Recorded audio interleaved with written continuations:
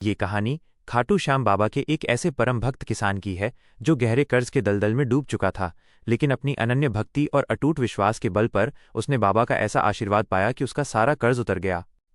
यहाँ जानिए उस किसान की भक्ति की यात्रा और कैसे बाबा श्याम ने उसकी नैया पार लगाई। 1. किसान की बदहाली और उसका अटूट विश्वास।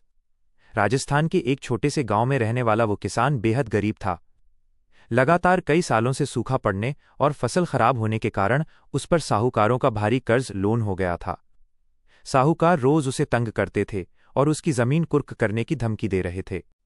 पूरी तरह से टूट चुके उस किसान के पास केवल एक ही सहारा था, हारे का सहारा, बाबा श्याम हमारा।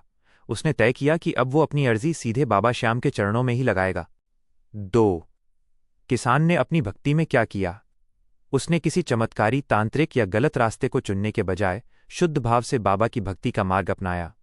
अटूट विश्वास, भरोसा। किसान ने सबसे पहले डरना छोड़ दिया। उसने अपना सब कुछ बाबा श्याम को सौंप दिया और माना कि जो करेंगे बाबा ही करेंगे।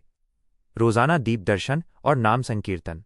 वह रोज सुबह शाम बाबा श्याम की तस्वीर के सामने घी का दीपक जलाता और पूरे भाव से ओम श्री श्याम देवाय नमः और हरे का सहारा बाबा श्याम हमारा का जाप करता। खाटू धाम की पैदल यात्रा। जब कर्ज का दबाव असहनीय हो गया तो वो भूखा प्यासा नंगे पैर बाबा के दरबार खाटू धाम के लिए निकल पड़ा। रास्ते भर वो बाबा के भजन गाता रहा। रींगस से पेट कल्याणी, दंडवत प्रणाम। खाटू पहुंचकर उसने रींगस से मंदिर तक दंडवत प्रणाम लेटकर यात्रा करते हुए बाबा के चरणों में हाजिरी लगाई। आंसुओं से अर्जी। मंदिर में बाबा की अलौकिक मूरत के सामने खड़े होकर उसने कोई शिकायत नहीं की, बस अपनी आंखों के आंसुओं से अपनी लाचारी बाबा के चरणों में बहा दी और कहा, बाबा अब लाज तुम्हारे हाथ है। 3. बाबा श्याम का चमत्कार और कर्ज से मुक्ति। बाबा श्याम कभी अपने भक्त की सच्ची आंखों के आंसू खाली नहीं जाने देते। किसान के घर लौटते ही स्थितियां जादुई रूप से बदलने लगीं। भूमि से मिला गुप्त धन बटे अप्रत्याशित लाभ।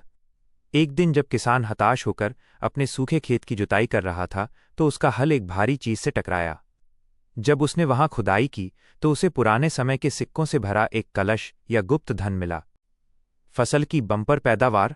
कुछ कथाओं में ये भी आता है कि बाबा की कृपा से उस साल उस किसान के खेत में इतनी बेहतरीन और दुर्लभ फसल हुई जिसकी बाजार में दोगुनी तिगुनी कीमत मिली।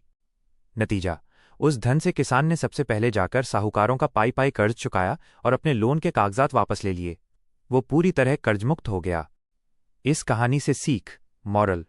बाबा श्याम धन दौलत के भूखे नहीं हैं, वे केवल भाव के भूखे हैं। यदि आप भी किसी संकट या कर्ज में हैं तो इस किसान की तरह ये 3 बातें हमेशा याद रखें।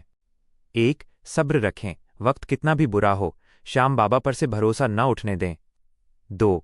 सच्ची अर्जी लगाएं, बनावटीपन छोड़कर बाबा के सामने अपने दिल की बात साफ साफ कहें। 3. कर्म करते रहें, किसान ने भक्ति के साथ साथ अपने खेत में मेहनत करना नहीं छोड़ा था। बोलो खाटू नरेश की जय, हारे के सहारे की जय।